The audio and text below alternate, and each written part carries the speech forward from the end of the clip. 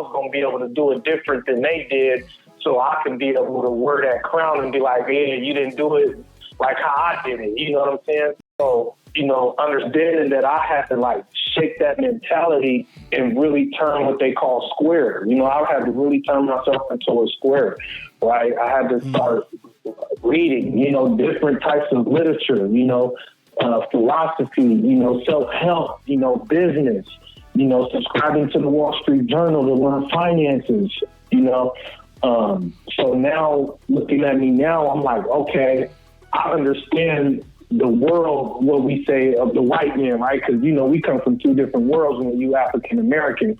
You got the African-American world, then you got the white man's world. The white man's world is that's what we thought, right? It's the Wall Street, you know what I'm saying?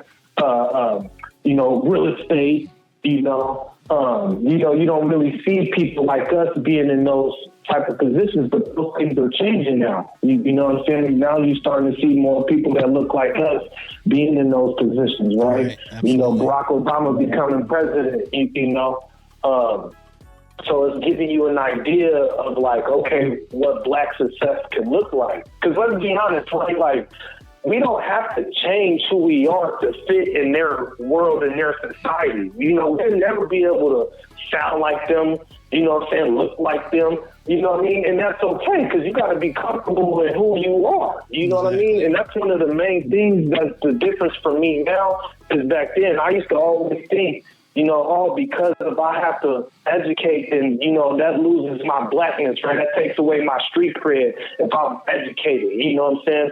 Oh, if I learn, how to invest in the stock market, I'll lose my street cred.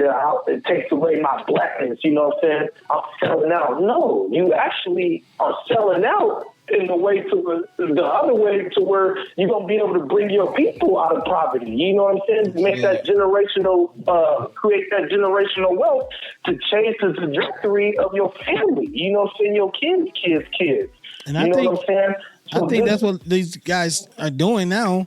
You know what I'm saying, with their music careers, right? But they just still got that street mentality, right? They they self, non-labeled. You know what I'm saying? And all that money goes into their pockets and feeding, their criminal organizations. But they're still in their minds. They think they're doing what's best for their family in the hood. You know what I'm saying?